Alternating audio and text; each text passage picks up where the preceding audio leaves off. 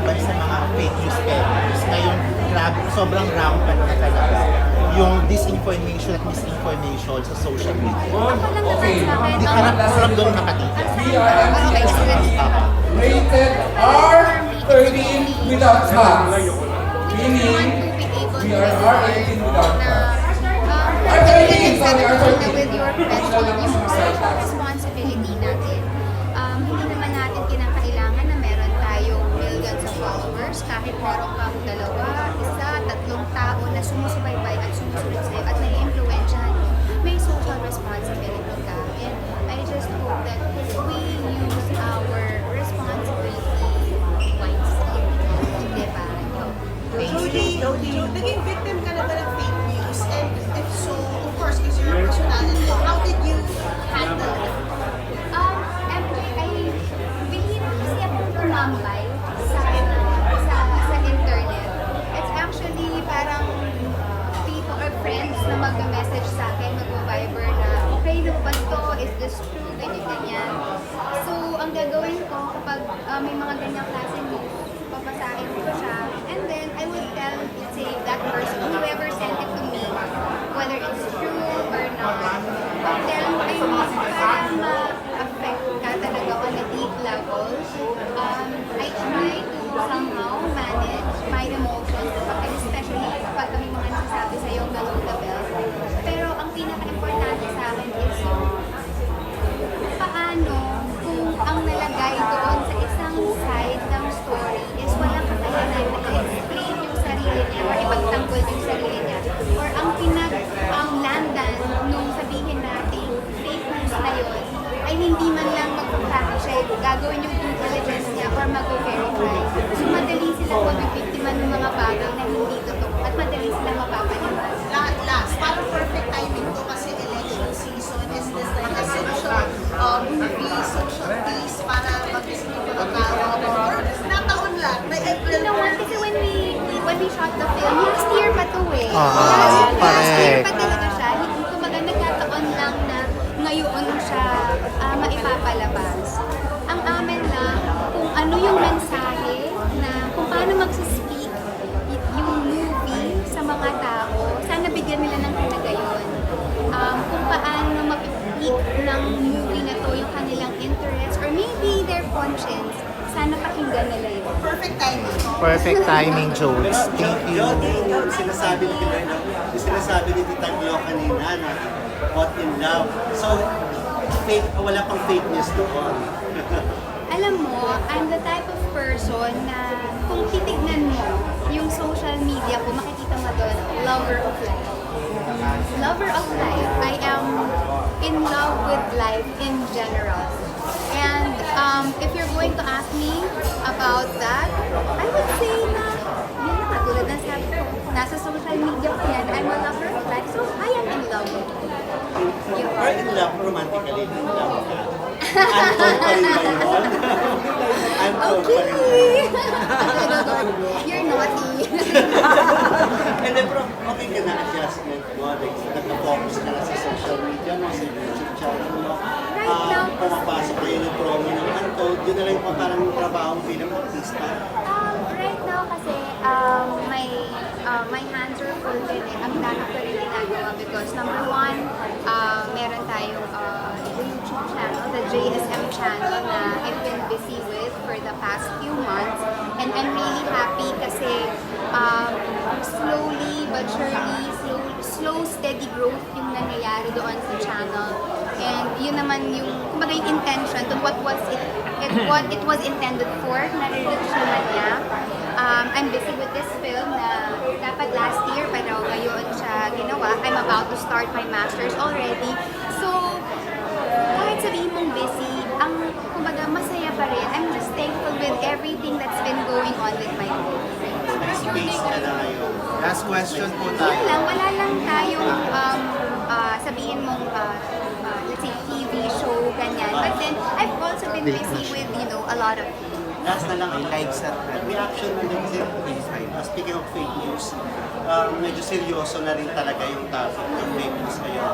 Even na sa Congress, ay start na sila ng hearing for that. So, anong reaction mo doon na dapat seryoso na rin yung government talaga sa pag-ano ng fake news? Sabi ko may mga bagay kasi na hindi natin kontrolado. For example, yung mga fake news peddlers, hindi natin sila kontrolado kung ba't nila ginagawa yun. Ano yung motivation nila, ano yung rason nila for doing so. At is it because may pinaglalaman ba talaga sila? Ito ba talaga ay dulot ng kung ano man ang pinaniniwalaan nila? Or is it because survival? Because they're getting something out of it. Pero kung alam natin na hindi na natin sila makokontrol, then nasa sa atin na yun na mag-fact check. Let's do our due diligence. Itignan natin kung gano'ng katotoo o hindi yung mga bagay na nababasa natin. Kasi ngayon may mga bagay na sabihin mo na it might sound true, but it's not actually true. Or sometimes they mix the truth with a lie. So magmumukha pa rin siyang parang totoo. So yun nga parang magandang ipanawagan na sa mga tao din na mag-fact check kayo sa lahat na nababasa ninyo. Wala namang problema doon because maganda rin na makakadagdag yan sa kaalaman ninyo. And I think, syempre, it's also the role of the government to create laws na magpoprotekta sa mga tao na nabibiktima ng fake news at syempre yung ma-reprimand yung mga tao na gumagawa nito.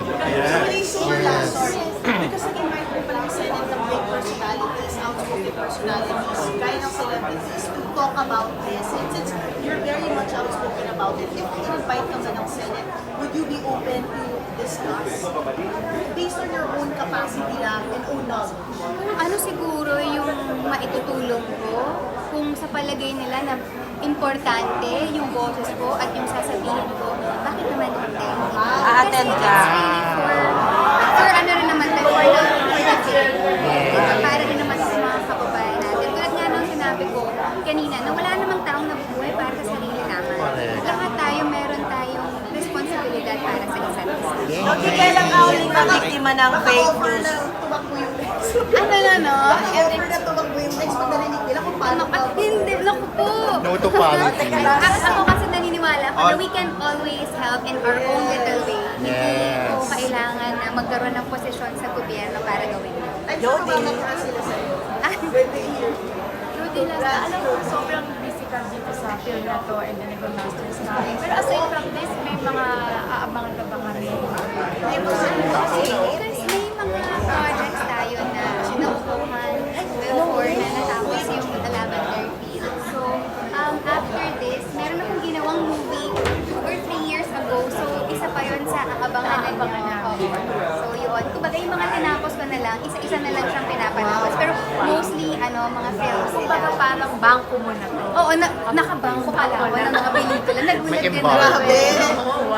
Grabe. How's your NA? I'm about to start kasi nabigyan na ako ng application.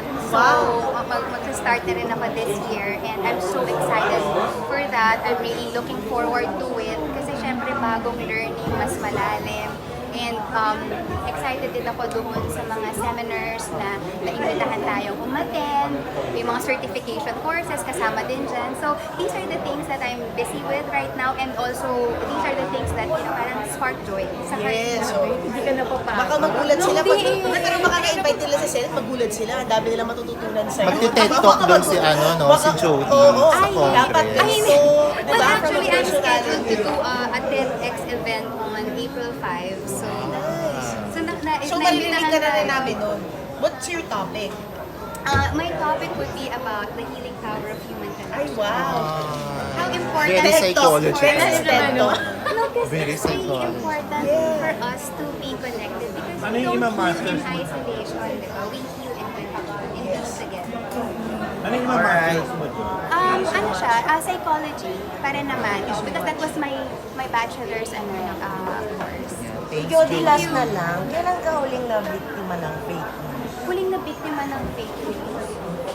Alam mo, parang lately po hindi naman. Or baka meron pero hindi ko lang po alam. Dahil tulad nga po lang sabi ko sa inyo, hindi naman po ako pala babad sa sa social media, na ang nalalaman ko lang po pagka kunyari may nasisend lang po sa akin. So kahit naman sa'yo yung mga netizen, Po? kahit naman sila sa'yo yung mga netizen, Kind. hindi ka masyadong nababas. Parang naka-experience naman po ako before, pero right now, baka po siguro, hindi wala pa naman ako lately nagiging problem. Napatili kayo kanina, yung sinabi si Miss Gloria. Alin po yun? Ewan ko, parang nag-react kayo.